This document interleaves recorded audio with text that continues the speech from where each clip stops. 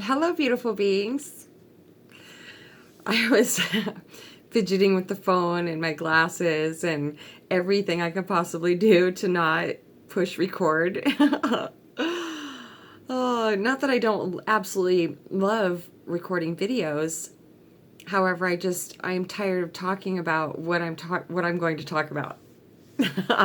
So hopefully this is the last time I'm going to talk about this topic in this way.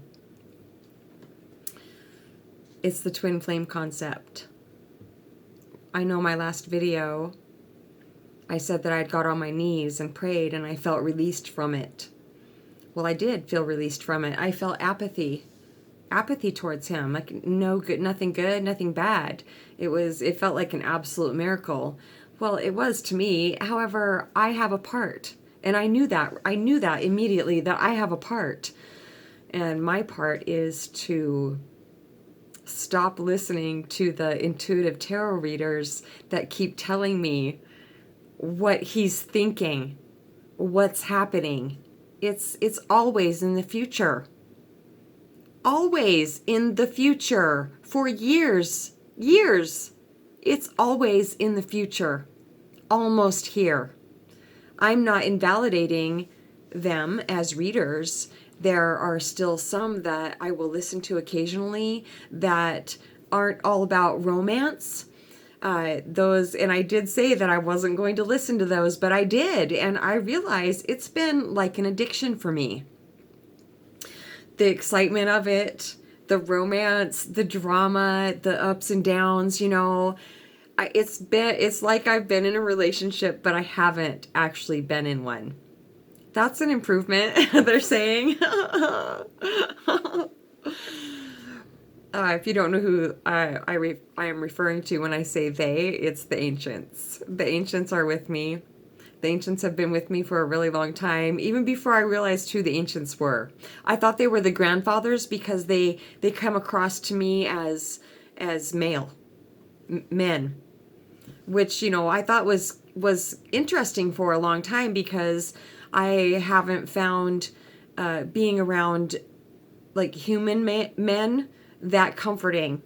However, so it was kind of weird to me that I had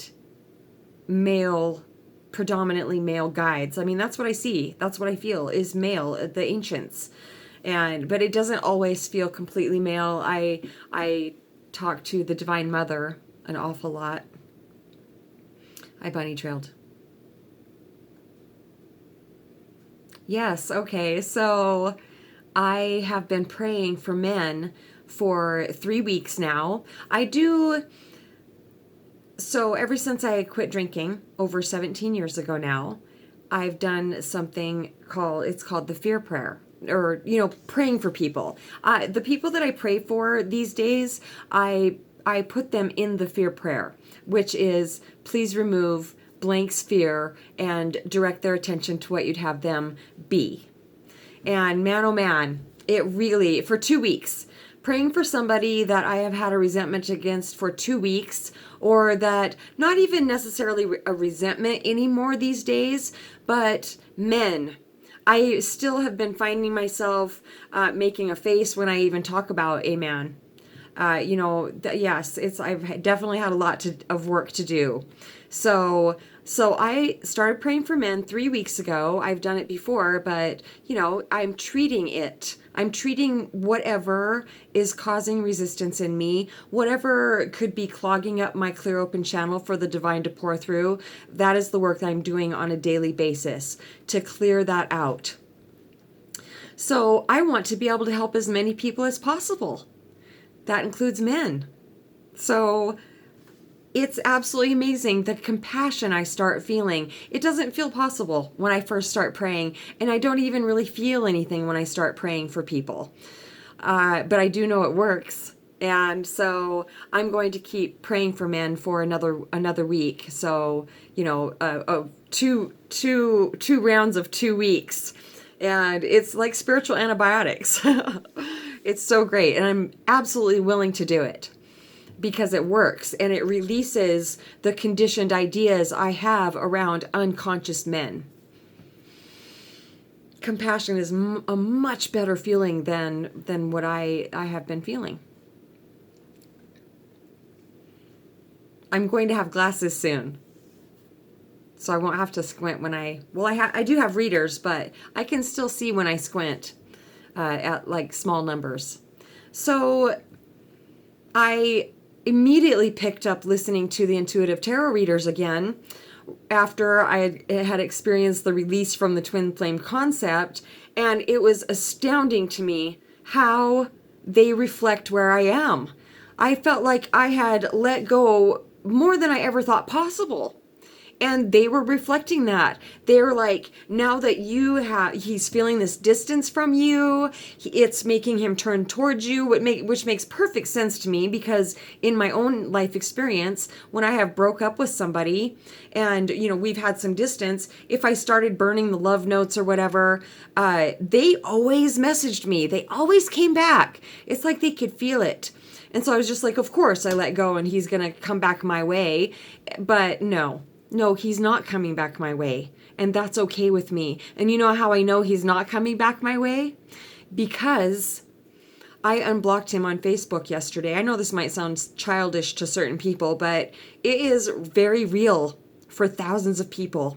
The whole twin flame concept, the whole focusing on this one other person when there's 8.5 billion people on the planet. That is a giveaway for me that it's a conditioned thought, that it's a thought, because when I am in my own true nature, when I am in presence, it is expansive. There is no way I would stay focused on one person for 4 years. It's been 4 years since I've been working so hard. I know I keep feeding it though, but that's all a part of addiction. It's fine. I work diligently to work my way out of things, and I always prevail. If there is a way out, if there is freedom from a concept, from something I feel stuck in, if it's possible, I will absolutely overcome it. And that's with talking to other people, praying about it, making this video. It helps dilute it so much, getting it out there. Getting it out there. When I'm holding it in and trying to process it myself and stuff, my mind, it's me and my mind. No, that's not the greatest at all. Yes, the ancients are here too, and the divine and whoever else I want to talk to. However, there's nothing like reaching out and talking to somebody else, because 9 times out of 10, somehow it's going to help them too. Just the fact that they helped me feel better. So I've been a hermit for a long time, but I really, really, really want to. A hermit doesn't go along with holding satsang either. So I definitely feel something absolutely amazing coming this month, even more than being firmly resolved in not feeding the twin flame concept at all. It's so life-sucking. I gotta look at this. Oh, okay. I have a lot more time than I thought, but I don't feel like I'm going to make a long video. So, yes, I unblocked him yesterday. I had blocked him because, I couldn't, like any addiction, I could not stop myself from periodically, not every day, not even every week, but I could not ultimately stop myself from going and looking on his Facebook. Oh, right. That's true. They're reminding me that I was supposed to go look on his Facebook page. Yes, it felt stalkerish, whatever, but every single time, not every time, but ultimately I would see something that would snap me out of this dream I've been in and show me the reality of how it really is. That's what I want. I want to accept the reality of how things are. Man, oh man, this brain of ours, this mind is so powerful when I turn my attention to it. But it's really easy to do because the telepathic communication that has come in, I know that's real, and that's fine. I don't have to negate it or say it's not real or say it is real or anything. I just need to accept it, but I do not need to feed it. I've grown way more than I ever thought possible. through this whole twin flame concept, I have become even stronger than I thought possible, which I am really, really grateful for. However, any great teacher in my life, once I have learned as much as I possibly can out of that situation, it starts doing the reverse. If I try to keep, if I stay in there, I need to let it go. And I have let it go again today, and it is up to me not to take it back. So, I'm not taking it back. So I unblocked him, and then I went on his Facebook profile this morning. I went on there yesterday also after I unblocked him, and he had that really, really like the most homely picture I've ever seen of him up as his Facebook profile again. And I was just like, well, this is strange, whatever. And then this morning I looked again. There was a new picture on there of him and their new puppy. Him and his wife. Their new puppy. They're getting a new puppy. That means commitment. That was what I needed to see. I mean, I immediately was just like, oh, I just felt sick and, not super sick because I've been through this before, but I was just like, I felt it. I felt like I wanted to cry, and I was just like, nope. And I went to silence. I took it to presence.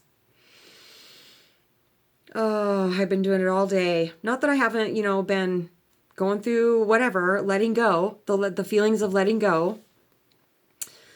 But it's a lot easier this time. It gets easier every single time. So I pray that it's the last time. Please, please don't let me take it back. Oh, I want to be free from it. Oh, but do you really? Yes, I do. I really, really do. I don't need any of that, the roller coaster anymore. I don't want it. So after praying for men for 3 weeks now, I do feel compassion for him. And I really do hope that it brings him, I know this had to have been extremely hard for him too. Even though we haven't even spoke, the connection is so real. And I may sound like a crazy stalker person to some people, but if you've been through the twin flame concept, if you are going through it, or if you have been through it, you know how real it feels. Yeah, but it doesn't matter because it's not fulfilling. And please, please remove the twin flame concept from my life if it's not here for my highest good. That is the boyfriend prayer. Remove blank from my life if it's not here for my highest good. Some people won't say it because they know that it will work. They intuitively know that it will work. And they intuitively know that whatever they say it about, whatever specifically they say it about at the time, is going to be removed. So I'm not quite ready for that. So, this felt really, really good. Thank you so much for listening. If you have anything that you feel stuck in, or you just feel like you're always going to be there, it's always going to be in your experience, it is surmountable. And it is very helpful to have help with that. And that can be one conversation. That can be one conversation, and a whole shift of perception can happen. It can happen that fast. It doesn't have to be months and months of talking. It can be one conversation, and it's free. And you can talk to the ancients if you'd like. You can ask them a question about what's going on, or if you want to be, I don't have to make a video about it. If you want to visit with me, it's songwithmamag@gmail.com, or you can leave me a comment in the comment section. Love you so much.